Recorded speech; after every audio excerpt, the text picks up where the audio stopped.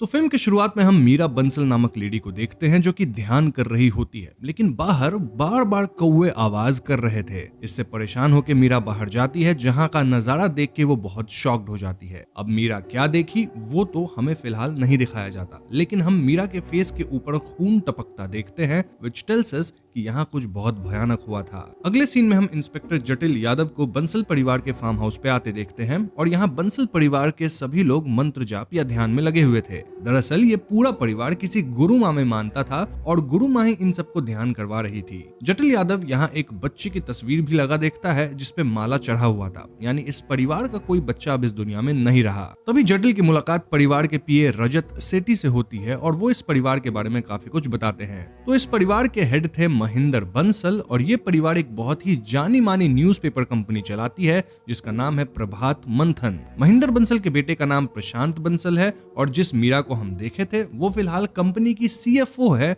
और वो महिंदर बंसल की पोती है। नीडलेस टू से कि ये पूरा परिवार बहुत धार्मिक था और ये लोग गुरु माँ में बहुत मानते हैं। खैर, प्रार्थना के बाद जटिल फाइनली प्रशांत बंसल से मिल पाता है और प्रशांत की बातों से हम कुछ और चीजें समझ पाते हैं। पहली बात ये कि फैमिली टाउन के डीजीपी मिस्टर वर्मा को पर्सनली जानती थी और डीजीपी वर्मा ही यहाँ जटिल को इस केस पे काम करने भेजे थे। नीडलेस टू से कि डीजीपी वर्मा जटिल से बहुत सीनियर थे। नाउ ये पूरी फैमिली फार्म हाउस में इसलिए एकत्रित हुई थी क्योंकि अगले दिन मीरा के बेटे की बरसी थी, यानी जिस बच्चे की फोटो पे हार चढ़ा था ना, वो मीरा का बेटा अर्जुन था जो कि अब इस दुनिया में नहीं रहा। अब सवाल यह है कि पहले सीन में मीरा क्या देखी थी? प्रशांत बंसल का बेटा माधव इन्हें घर के ओपन एरिया में लेके जाता है जहां ढेर सारे कौवे खत्म पड़े थे और वहां पेपर पे एक सुअर का कटा हुआ सर रखा हुआ था। यही देख के मीरा शॉक्ड हो गई थी और गुरु माँ का कहना था कि ये कोई काला जादू किया है। जटिल तुरंत घर का सीसीटीवी चेक करता है जिसमें हम दो आदमी को देखते हैं जिनका मुंह ढका हुआ था। ये दोनों दीवार पे चढ़ के अंदर आए थे और सुअर का सर पेपर पे रख दिए थे।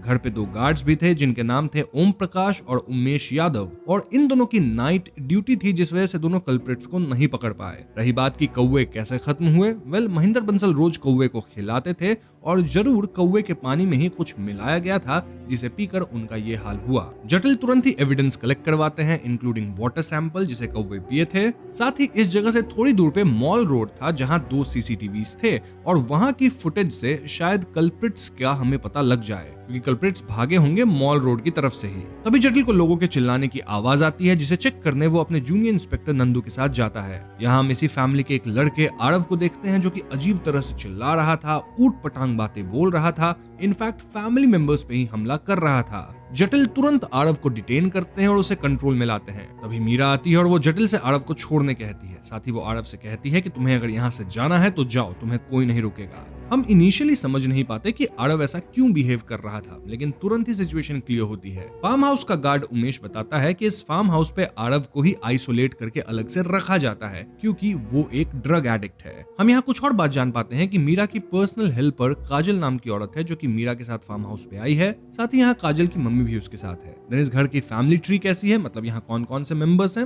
वो मैं आपको थोड़ी देर में अच्छे से बताऊंगा। फॉर नाउ डीजीपी वर्मा यहाँ आ चुके हैं जो कि करेंटली महिंदर बंसल से मिलते हैं।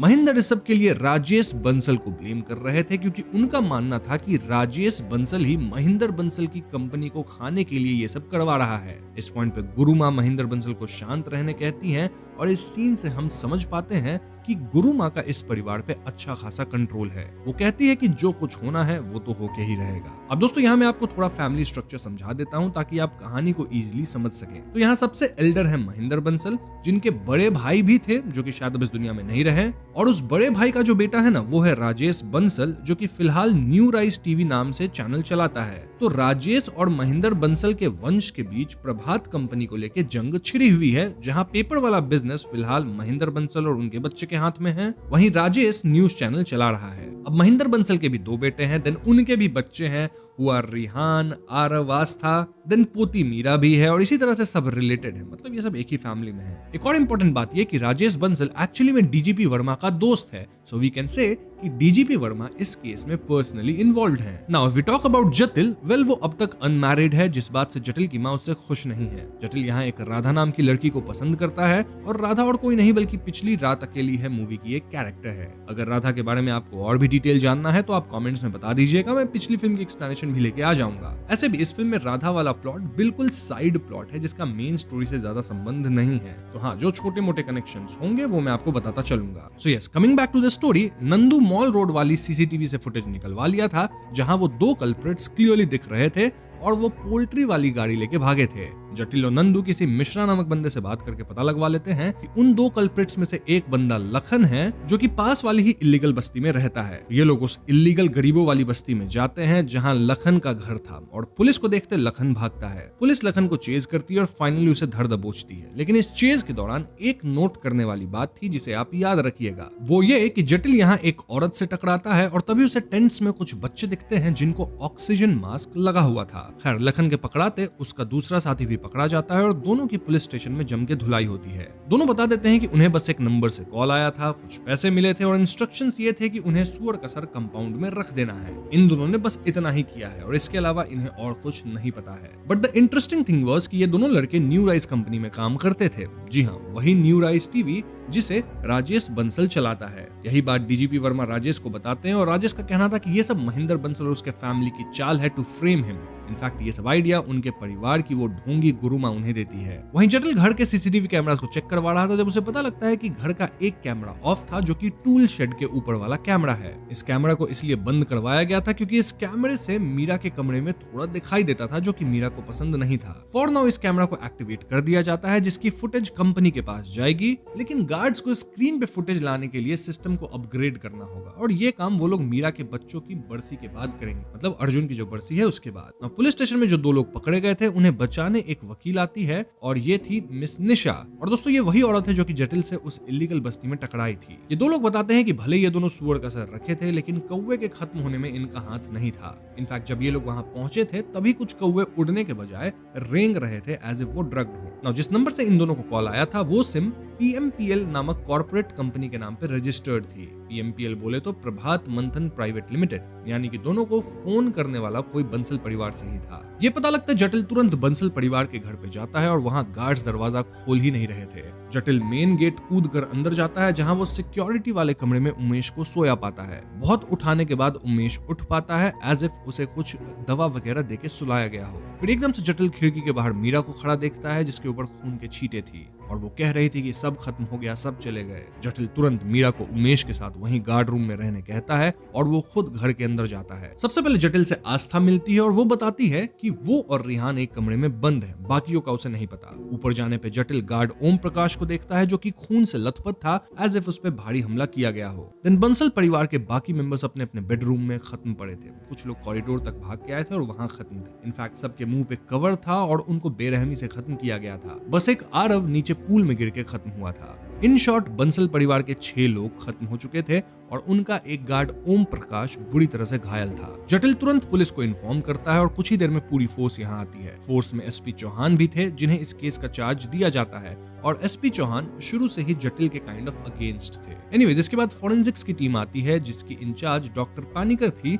और वो काफी स्ट्रिक्ट थी। डॉक्टर पानीकर सारा सबूत और सैंपल्स कलेक्ट करती हैं। इनफैक्ट वो मीरा को भी यहाँ से जाने नहीं देती, सेइंग कि उनके ऊपर खून गिरा है तो उनका कपड़ा वगैरह और स्टेटमेंट सब चाहिए फॉर दिस केस। हम ध्यान देते हैं कि गुरुमा भी आ चुकी थी और वो मीरा को लेके जा रही थी, ऑल्दो मीरा को जाने नहीं दिया जाता। डॉक्टर पानीकर की टीम को पूल में एक मशीटी, दराती कहते हैं ना, वो मिलती है और मोस्टली इसी से कातिल पूरे परिवार को खत्म किया है। मीरा फाइनली अपना स्टेटमेंट देती है कि वो बाथरूम में थी जब उन्हें लगा कि कोई कमरे का दरवाजा खोलने की कोशिश कर रहा है, लेकिन दरवाजा खुला नहीं क्योंकि वो डोर लॉक करके रखी थी। थोड़ी देर बाद जब वो मेडिटेट कर रही थी तब उन्हें चिल्लाने की आवाज आती है और ऐसे में जब वो बाहर गई तो वो अपने अंकल को देखी जिन पे हमला हुआ था। फिर वो सामने आरव को देखती है जिसके हाथ में वही नुकीली औजार यानी कि दराती थी और आरव औजार लेके मीरा की तरफ दौड़ा। तभी पीछे गार्ड ओम प्रकाश आ गया जिसकी आरव के साथ हाथापाई हो गई। इसी लड़ाई में ओम प्रकाश इंजर्ड हुआ। देन आरव भी ऊपर से नीचे पूल में गिर के खत्म हुआ। ये सुन के ऐसा लग रहा था दोस्तों कि आरव अपना कंट्रोल लूज कर गया था और पूरे परिवार को खत्म कर दिया क्योंकि वो लोग आरव को बंद करके रखते थे।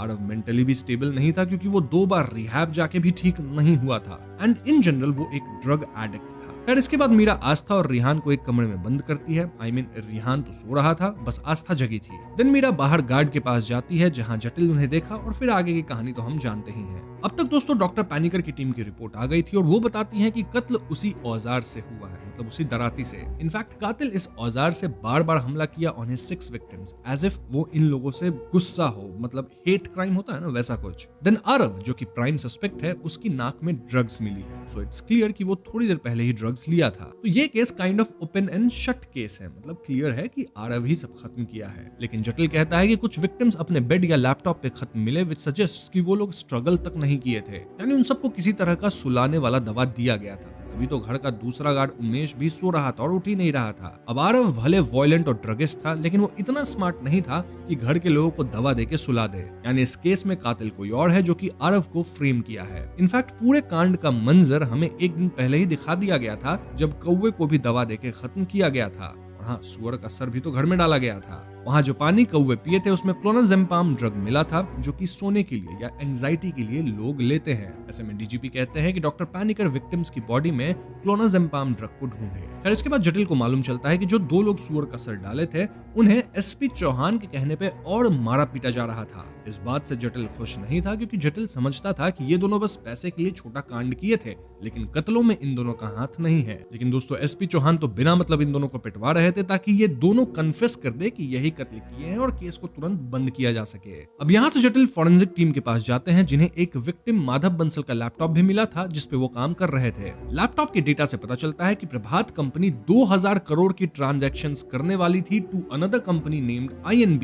ये भी पता लगता है कि जिस फोन नंबर से उन 2 लोगों को सुअर का सर रखने कहा गया था, वो एक्चुअली में आरव का नंबर है। इनफैक्ट आरव के कमरे में 2 फोन्स भी थे। सो यस, क्लूज काफी मिक्स्ड थे, जिससे ये पता लगाना मुश्किल हो रहा था कि आखिर कातिल कौन है। लेकिन ज्यादातर जो क्लूज थे वो आरव की तरफ इशारा कर रहे थे। इस सब के पैरेलल में जटिल और राधा की कहानी भी चल रही होती है, जहां जटिल राधा को पसंद करता है, लेकिन दोनों की कुंडली में एक गुण भी नहीं मिलते। राधा जटिल की माँ से भी मिल चुकी है और जटिल की माँ भी राधा को पसंद करती है। देन हम ये भी जान पाते हैं कि राधा फिलहाल पढ़ाई कर रही है और इसी कारण से जटिल राधा को प्रपोज नहीं कर रहा, क्योंकि वो चाहता है कि राधा अपनी पढ़ाई कंप्लीट कर ले। लेकिन कहीं ना कहीं दोनों एक दूसरे के साथ जिंदगी बिताना चाहते हैं, जस्ट दैट दोनों एक दूसरे से बहुत ओपन अप नहीं हो रहे। और हाँ, जटिल को तो अकेलापन फील होता ही है, साथ ही उसे नाइटमेयर्स वगैरह भी आते हैं। कमिंग बैक टू केस, अब तक ये मीडिया में पूरी तरह से उछल चुका था और एडवोकेट निशा उन 2 लोगों के लिए लड़ रही थी जिन्हें पुलिस लॉकअप में रख के पीट रही थी। इनफैक्ट एक बंदे की तो आंख भी जख्मी कर दी गई थी। इसके कारण डीजीपी वर्मा एसपी चौहान पे भड़कते हैं, क्योंकि वही ये टॉर्चर बिना मतलब करवा रहे थे। इसका परिणाम ये हुआ था कि पब्लिक एसपी ऑफिस का घेराव करने लग गई थी। वहीं आस्था राजेश बंसल के चैनल पे जाके स्टेटमेंट देने लग गई थी, जिससे केसेस की कई प्राइवेट बातें पब्लिक में आ गई थी। Coming to victims, as expected सभी विक्टिम्स के अंदर क्लोनाजेपाम ड्रग्स था, जो कि स्टोमक द्वारा इंजेस्ट किया गया था, यानी उनके खाने में मिलाया गया था। कौन से खाने में? वेल, ये खीर में मिलाया गया था, जिसे 3 लोग नहीं खाए थे। आस्था नहीं खाई थी क्योंकि वो लैक्टोज इंटॉलरेंट थी। देन ओम प्रकाश गार्ड नहीं खाया था क्योंकि वो खाने से पहले राउंड पे गया था और उसी वक्त ये कांड भी हो गया था। देन मीरा भी ये खीर नहीं खाई थी क्योंकि मीरा का उस दिन खीर खाने का मन नहीं हुआ। जटिल तुरंत आस्था से बात करने जाते हैं, जो कि फिलहाल सनराइज टीवी के ऑफिस में थी, और वो बताती है कि ये कत्ल आरव नहीं करा है। आस्था के हिसाब से उस रात ही आरव उसके और रेहान के साथ मस्त वीडियो गेम खेला था, तो फिर मिनटों में वो इतना वायलेंट कैसे हो सकता है। आस्था बताती है कि वो गार्ड ओम प्रकाश को घर के अंदर जाते देखी थी, क्योंकि घर का पीछे का दरवाजा खुला रह गया था। ऐसे में उन्हें पूरे घर को फिर से चेक करना पड़ता। फिर एकदम से हो हल्ला हुआ, ओम प्रकाश ऊपर भागा और फिर मीरा खून में सनी नीचे आई। मीरा यहाँ आस्था और रिहान को एक कमरे में बंद करी और देखते ही देखते सारा कांड हो गया। नाउ आस्था यहाँ कुछ खतरनाक रिवील करती। वो बताती है कि जिस प्रभात मंथन के धरोहर के लिए बंसल फैमिली में लड़ाई चल रही है,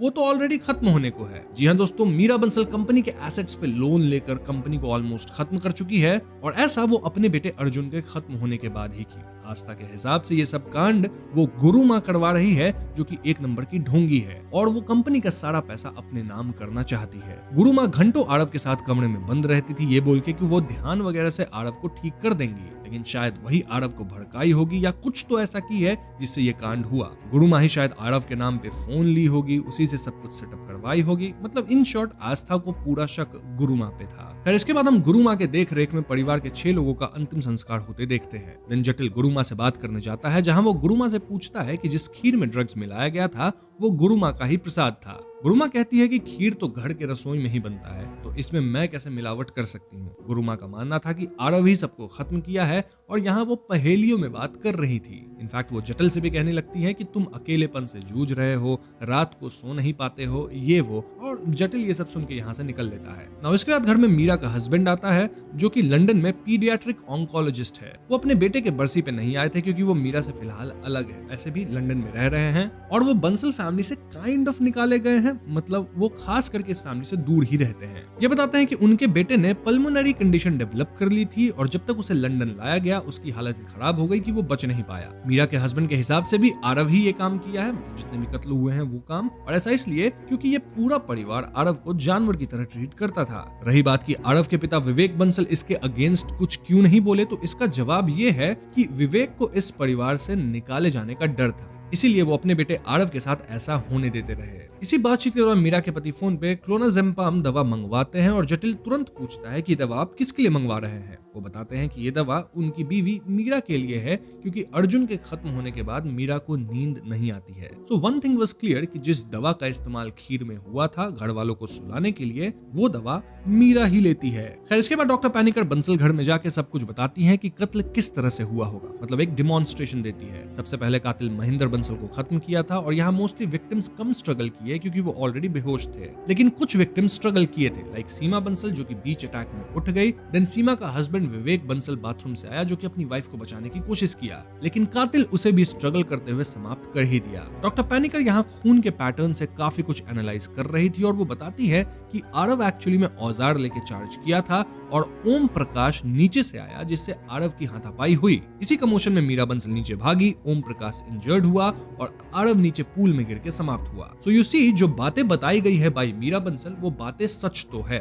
इनफैक्ट जो औजार इसके लिए यूज हुआ था वो टूल शेड के ऊपर रखा हुआ था, मतलब वही जो दराती था। और अगर आप ध्यान दो तो टूल शेड के ऊपर वाला कैमरा काम भी नहीं करता। इस पे जटिल कहता है कि मैं कैमरा एक दिन पहले ही ऑन करवा दिया था, तो भले गार्ड्स को फीड नहीं मिल रहा था लेकिन कैमरा वाली कंपनी के सर्वर पे फीड होगा। ये लोग तुरंत उस फीड को चेक करते हैं जहां वो मीरा बंसल को टूल शेड की तरफ जाते देखते हैं एंड देन 5 मिनट बाद वो रिटर्न करती है। मतलब अब पूरा शक मीरा बंसल पे है और डॉक्टर पैनिकर को दोबारा एनालिसिस करनी होगी, टेकिंग इन अकाउंट कि मीरा कातिल हो सकती है, मतलब इस नजरिए से। रही बात की मीरा बंसल ऐसा क्यों करी होगी, वेल वो कंपनी का सारा पैसा INB नामक कंपनी को ट्रांसफर कर रही थी और कहीं ना कहीं बंसल फैमिली को इस बात की भनक लग गई होगी। इनफैक्ट आस्था के पिता तो एक हफ्ते में प्रभात मंथन छोड़ने वाले थे। रिपोर्ट्स तो ये भी कहती है कि मीरा ये पैसे जिस INB कंपनी को देने वाली थी वो एक कोरियन कंपनी है, kind of like a shell company, और फिर ये कंपनी उस पैसे से हजारों एकड़ की जमीन खरीदने वाली थी जिसके ऊपर गुरु माँ के आश्रम बनते, होटल्स बनते, रिजॉर्ट्स बनते। कत्ल वाली रात माधव बंसल अपनी कंपनी की फाइनेंशियल रिपोर्ट्स चेक कर रहे थे और विवेक बंसल भी कंपनी इसी कारण से छोड़ रहे थे।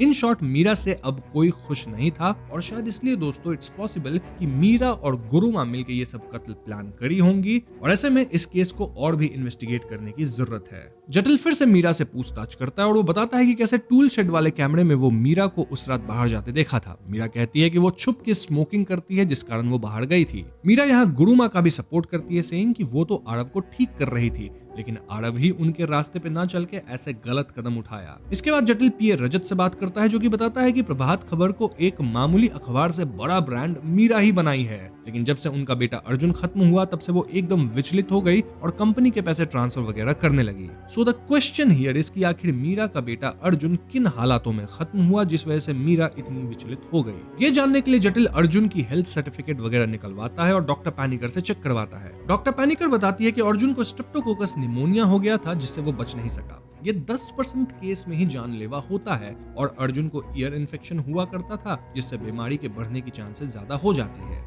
वैसे यहाँ डॉक्टर पैनिकर और जटिल के बीच थोड़ी अनबन हो रही थी क्योंकि जटिल की वजह से डॉक्टर पैनिकर को पूरी एनालिसिस फिर से करनी पड़ी। डॉक्टर पैनिकर को लग रहा था कि जटिल बिना मतलब इस केस को खींच रहा है ताकि वो नाम कमा सके, लेकिन जटिल कहता है कि उसे अपना काम पूरा मन से किए बिना नींद नहीं आती और शायद डॉक्टर पैनिकर को भी अपना काम ढंग से करना चाहिए। ये सुनकर डॉक्टर पैनिकर भी सोचते हैं कि शायद वाकई उन्हें अपना काम बिना ओवरवर्क के बारे में सोचे करना चाहिए। वहीं अगर जटिल के पर्सनल लाइफ की बात की जाए तो वो राधा से करीब आ रहा था और राधा उसे सिगरेट छोड़ने को भी कह रही थी, वरना वो वो भी शुरू कर देगी। तभी जटिल को डॉक्टर पैनिकर का मैसेज आता है जो कि उसे मिलने बुलाती है। डॉक्टर पैनिकर और जटिल की बातों से पता लगता है कि अर्जुन पिछले साल 31 जनवरी को खत्म हुआ था, लेकिन 24 जनवरी को ही उसे स्कूल से एक फिटनेस सर्टिफिकेट मिली थी जिसके मुताबिक वो एकदम फिट था। बेसिकली अर्जुन स्विमर था और चैंपियनशिप में हिस्सा लेने वाला था, इसीलिए उसकी ये फिटनेस रिपोर्ट बनाई गई थी। अब अर्जुन की कंडीशन को मद्देनजर रखते हुए इट्स ऑलमोस्ट इम्पॉसिबल कि सिर्फ एक हफ्ते में उसकी हालत इतनी खराब हो गई कि वो खत्म ही हो गया, अनटिल अनलेस एक्सटर्नली कुछ ऐसा हुआ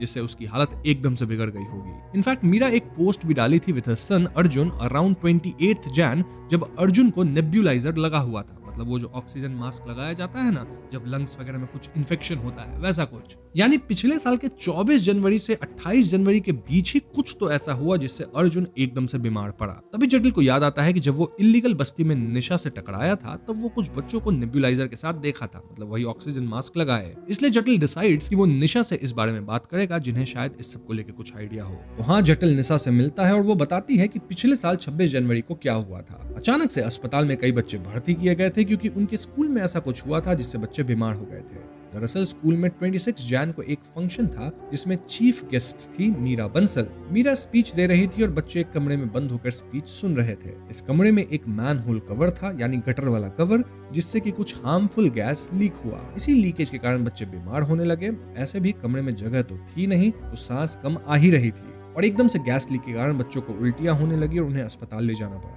इसमें कई बच्चे खत्म हो गए, कई बीमार पड़ गए और कई आज तक बीमारी से जूझ रहे हैं। अब अगर आप सोच रहे हैं कि स्कूल को गटर के ऊपर बनाया ही क्यों गया, तो वेल ये पूरी बस्ती ही इल्लीगल है और ऐसे में स्कूल भी इल्लीगली ही वहां बनाया गया जहां जगह मिला।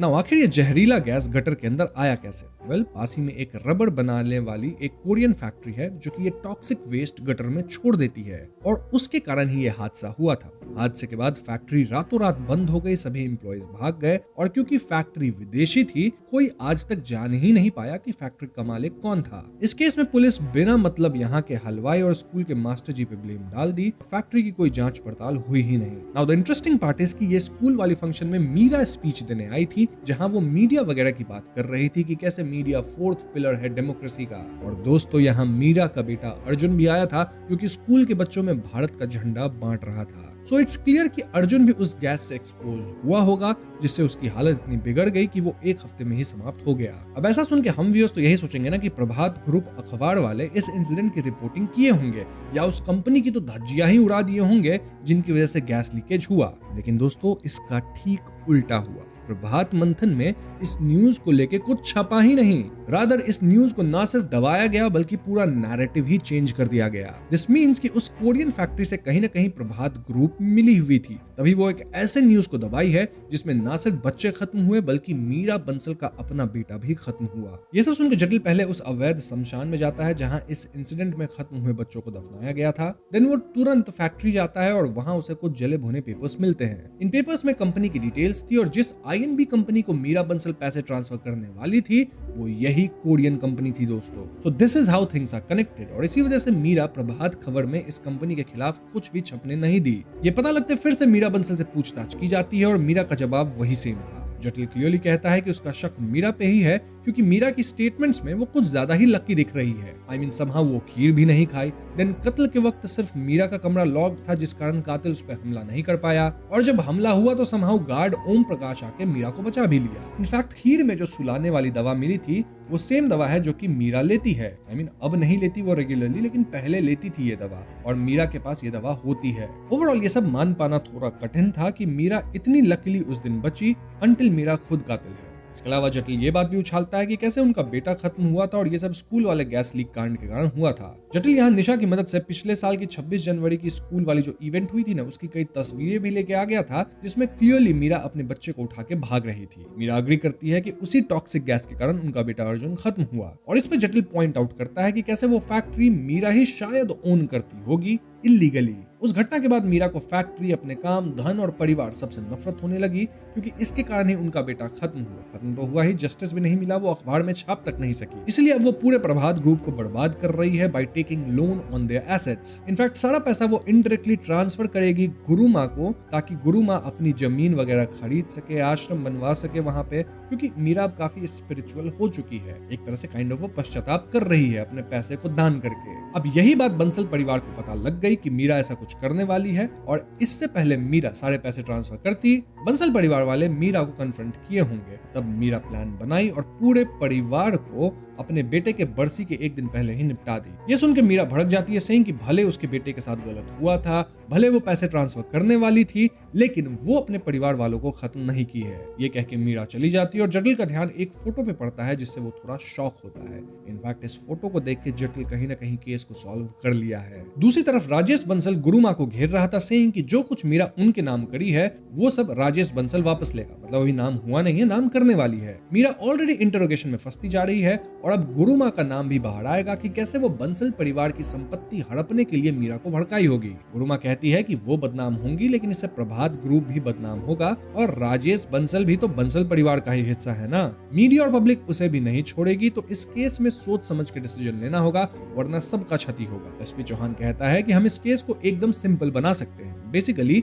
आरव पे सारा ब्लेम डालते हैं कि वो ड्रग एडिक्ट था और वही अपने परिवार से बदला लेने के लिए प्लान बनाया, क्योंकि उसका परिवार उसको बंद करके रखता था। इस कांड में आरव अकेला नहीं था, रादर हम गार्ड उमेश का नाम भी ले सकते हैं, उसको भी फंसा सकते हैं, सेइंग कि वही आरव को ड्रग्स देता था, वही उसके साथ प्लान किया। तो दोस्तों यहाँ हो ये रहा है कि एसपी चौहान मनगढ़ंत कहानी बना रहे हैं, जिससे फैमिली का नाम खराब ना हो, और बिना मतलब एक गरीब गार्ड उमेश को भी फंसाया जा रहा था। अब दोस्तों जटिल भी इस मीटिंग में था और वो अग्री नहीं करता, सेइंग कि दराती जो था वो उमेश लेके गया ही नहीं था, वो तो सो रहा था, तो उमेश का हाथ इस कत्ल में है ही नहीं। लेकिन यहाँ डीजीपी और बाकी सभी कहने लगते हैं कि हमें आरव और उमेश को ही फंसाना होगा, क्योंकि जनता तो ऑलरेडी आरव को गिल्टी मान रही है, एज वो ड्रग्स लेता था। मतलब जनता को अगर पता चल गया कि एक बंदा है अमीर परिवार का, ड्रग्स लेता है, तो हाँ वही कांड किया होगा, ऐसा जनता मानती है। तो जनता के मन में जस्टिस ऑलरेडी हो चुका है, वो आरव को ही सूली पे चढ़ाना चाहती है, तो हम वही जनता को दे देते हैं जो कि जनता को चाहिए। ऐसे भी आरव खुद भी खत्म हो गया है, तो हमें ज्यादा कुछ करना नहीं पड़ेगा। और ऐसा करके कहीं ना कहीं पुलिस वाले प्रभात ग्रुप और गुरु माँ दोनों को बदनाम होने से बचा लेते हैं, और जो अंदर अंदर चल रहा था फैमिलीज के, वो सब चीजें भी बाहर नहीं आएंगी।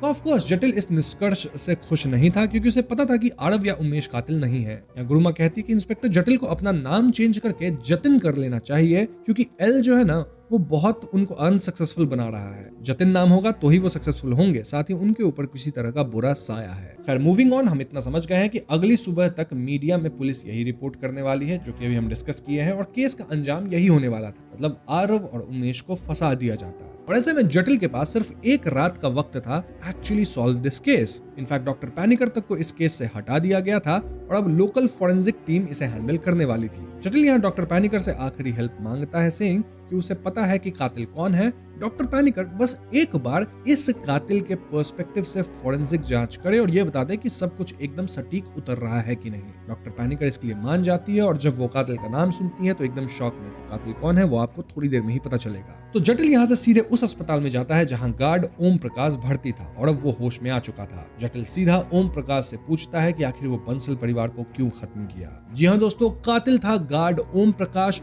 और यहाँ ओम प्रकाश वही सब रिपीट करने लगता है कि आरव सबको मार दिया, मैं तो रोक रहा था, मैं कातिल नहीं हूँ। लेकिन दोस्तों जटिल यहाँ तगड़ा क्रॉस क्वेश्चनिंग करते हैं। जटिल बताता है कि आरव भले फार्म हाउस पे रहता था, लेकिन उसे ड्रग्स ओम प्रकाश ही पहुंचाता रहता था। जी हाँ, आरव ड्रग्स ले ही रहा था, और उमेश ड्रग्स को लाता जरूर था, लेकिन आरव को ड्रग्स देने का काम ओम प्रकाश का ही था। ओम प्रकाश ही आरव के फोन से उन दो लोगों को हायर किया था सुअर कसर फार्म हाउस में डालने के लिए। इनफैक्ट कौवे के पानी में ड्रग्स मिलाने का काम भी ओम प्रकाश ही किया था। किशोर माली के जाने के बाद ओम प्रकाश टूल शेड से दराती यानी मशेटी लेके निकला और घर के अंदर गया। वो जान के पिछला दरवाजा खुला छोड़ा ताकि उसे घर वापस चेक करने का बहाना मिल जाए। उसी चेकिंग के दौरान आस्था भी ओम प्रकाश को देखी थी। ओम प्रकाश पहले आरव को ड्रग्स दिया, जिससे क्लियर पता चले कि आरव ड्रग्स लिया था। तभी तो आरव की नाक में ड्रग्स के सैंपल मिले थे और सारा ब्लेम उस पर डाला जा सकता था। देन ओम प्रकाश ऊपर गया और सब कमरे में जाके लोगों को खत्म करना शुरू किया। वो बंसल परिवार के लोगों के चेहरे पे कपड़े डाल के खत्म कर रहा था उन्हें, ताकि खून की छींटे उसके कपड़ों पे ना पड़े। खीर में तो वो ऑलरेडी ड्रग्स मिला ही दिया था, जिससे सभी सोने वाली हालत में थे और वो लोग स्ट्रगल भी कर नहीं रहे थे। लेकिन यहाँ एक प्रॉब्लम हो गई। प्रॉब्लम यह है कि सीमा और विवेक बंसल अपने कमरे में पूरी तरह सोए नहीं थे, थोड़ा जगे हुए थे, और ऐसे में सीमा बंसल फाइट बैक करी। सीमा की आवाजें सुनकर विवेक भी बाथरूम में थे, वो बाथरूम से निकले और फाइट करना शुरू किए। ओम प्रकाश इन दोनों को खत्म तो कर दिया, लेकिन आवाज सुन के आरव इस कमरे के अंदर आ गया और आरव ओम प्रकाश पे ही हमला कर दिया। जी हाँ दोस्तों, आरव अपने पेरेंट्स को बचाना चाह रहा था और इसके लिए वो ओम प्रकाश पे हमला किया था, और ओम प्रकाश किसी तरह बचते हुए नीचे भागा। आरव दराती लेके बाहर निकला और तभी मीरा आई, जो कि देखती है कि आरव के हाथ में औजार या दराती है। ओम प्रकाश नीचे भागा था, लेकिन वहां आस्था निकली तो वो वापस ऊपर भागा, तो आस्था ऐसा देखी कि ओम प्रकाश ऊपर भाग रहा है बचाने के लिए। आरव ओम प्रकाश पे हमला किया, लेकिन मीरा को लगा कि ओम प्रकाश उसे बचाने आया है नीचे से और आरव ही कातिल है। इसी हाथापाई में ओम प्रकाश चोटिल हुआ और आरव भी खत्म हो गया, मतलब ऊपर से नीचे गिर के, और इस तरह से सारा ब्लेम कहीं ना कहीं आरव पे आया। इनफैक्ट मीरा तक यही मानने लगी कि आरव ही सबको खत्म किया होगा, कि असली कातिल ओम प्रकाश था। बट सवाल यह है कि आखिर ओम प्रकाश ऐसा किया क्यों? इस पॉइंट पे दोस्तों ओम प्रकाश फाइनली एक्सेप्ट करता है और अपना कन्फेशन यानी कन्फेशन स्टेटमेंट रिकॉर्ड करवाता है। वो बताता है कि पिछले साल 26 जनवरी में जब बच्चे खत्म हुए थे, तो उसमें ओम प्रकाश की बेटी रिंकी भी खत्म हो गई थी। अर्जुन और रिंकी एक साथ थे और तब ओम प्रकाश बंसल फैमिली का ड्राइवर हुआ करता था। जब गैस लीक वाला कांड हुआ तो मीरा के बेटे अर्जुन को तो लंदन ले जाया गया इलाज के लिए, लेकिन ओम प्रकाश की बेटी रिंकी को यहीं मरने छोड़ दिया गया। ओम प्रकाश काफी गिड़गिड़ाया, लेकिन उसका कोई हेल्प नहीं हुआ, कोई भी उसकी मदद नहीं किया। अब रिंकी तो खत्म हुई ही, साथ ही ओम प्रकाश को न्याय भी नहीं मिला, क्योंकि बंसल परिवार ने इस न्यूज को पूरी तरह से दबा दिया। इनफैक्ट न्यूज में तो ये छाप दिया गया कि गरीब लोग ही अपने बच्चे को बस्ती में गंदा पानी गंदा खाना देते हैं, जिससे उनके बच्चे खत्म हुए। कोई भी ब्लेम फैक्ट्री पे डाला ही नहीं गया और फैक्ट्री को चुपचाप रातों रात बंद कर दिया गया। फैक्ट्री के सारे कागजात जला दिए गए और पता करने पे भी पता नहीं चलता कि फैक्ट्री का ओनर कौन था, तो इस कारण से कभी भी ओनर को प्रोसिक्यूट किया ही नहीं गया। नाउ जब सारे खत्म हुए बच्चों के पेरेंट्स एक साथ आवाज उठाने लगे, तो बंसल फैमिली इन्हें धमकाई, सेइंग कि अगर आप लोग आवाज उठाएंगे कि जो पूरी बस्ती है ना उसी को उजाड़ दिया जाएगा, क्योंकि पूरी बस्ती ही इल्लीगल है। इसी डर से सबको अपनी आवाज दबानी पड़ी और इन्हें कभी इंसाफ नहीं मिला। तभी ओम प्रकाश ठान लिया था कि वो बंसल परिवार से बदला लेगा। वहीं बंसल परिवार अब ओम प्रकाश से नजर नहीं मिला पाती थी, इसीलिए ओम प्रकाश को ड्राइवर वाली नौकरी से हटा के फार्म हाउस का गार्ड बना दिए। नाउ जब अर्जुन की बरसी के लिए पूरी फैमिली का फार्म हाउस आने का प्लान बना, तभी ओम प्रकाश सब कुछ सेट कर लिया था ताकि वो अपना बदला ले सके, जो वो काफी हद तक ले भी लिया। लकीली यहाँ मीरा बच गई और 2 बच्चे भी बच गए, मतलब आस्था बच गई एंड एक और जो बच्चा है। और ये सब इसलिए हुआ क्योंकि आरव एन मौके पे चिल्लाना शुरू किया, जिससे हलचल हुई और प्लान थोड़ा बहुत विफल हुआ। स्टिल बंसल परिवार के 6 लोग तो खत्म हो ही गए, और ओम प्रकाश इसलिए भी आरव को हमेशा ड्रग्स देते रहता था ताकि आरव को लत लगी रहे, एन वक्त पे सारा ब्लेम आरव पे डाला जाए। So yes, finally Om Prakash अपना कन्फेशन दे दिया है, जिसे इंस्पेक्टर जटिल रिकॉर्ड कर लिए थे। लेकिन जटिल जानते थे कि डीजीपी राजेश बंसल, गुरुमा, ये लोग अपने फायदे के लिए इस बात को बाहर आने ही नहीं देंगे। ये लोग अल्टीमेटली आरव और गार्ड उमेश को ही फंसाएंगे। इसलिए जटिल ओम प्रकाश का कन्फेशन मीडिया में लीक कर देता है। जी हाँ दोस्तों, इससे पूरी जनता के सामने ही ये पूरी कन्फेशन आ जाती है और सबको सब कुछ पता चल जाता है। इनफैक्ट बंसल परिवार का नाम खराब होता है, एज उनकी फैक्ट्री के कारण ही बच्चे समाप्त हुए थे। राजेश बंसल अपने चैनल पे डैमेज कंट्रोल में लग जाता है, क्योंकि वो इस कन्फेशन के लीक होने से खुश नहीं था। वहीं अगर गुरुमा को अगर कुछ प्रॉपर्टीज मिली होंगी फ्रॉम मीरा, तो उस पर भी इंक्वायरी तो बैठेगी ही। वैसे प्रॉपर्टी मिली है कि नहीं वो मैं आपको अभी तुरंत 1 मिनट में बताऊंगा। नाउ डीजीपी को पता था कि ये कन्फेशन और कोई नहीं बल्कि जटिल ही लीक किया है, और इसीलिए वो जटिल को सस्पेंड कर देते हैं। अब इस पॉइंट पे एक और खुलासा होता है। दरअसल जो पैसे मीरा आईएनबी को ट्रांसफर करी थी,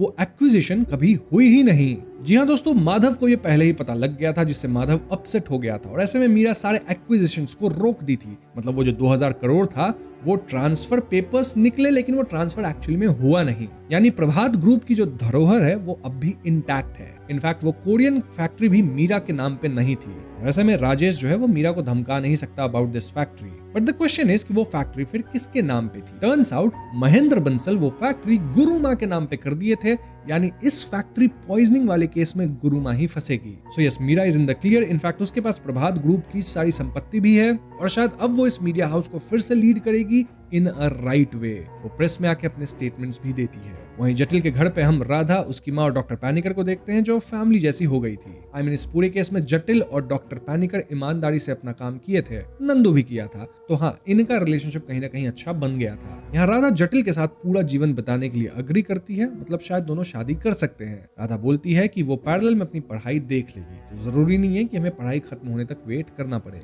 वहीं जटिल कहता है कि गुरु माँ बोली थी कि उसके जिंदगी में एक काला साया है और वो है उसकी माँ। मतलब जटिल मजाक कर रहा है, एज उसका और उसकी माँ की जो रिलेशनशिप है वो थोड़ा प्यारा नोक जोक होता है ना, वैसा है। और यहीं पे फिल्म दोस्तों खत्म हो जाती है।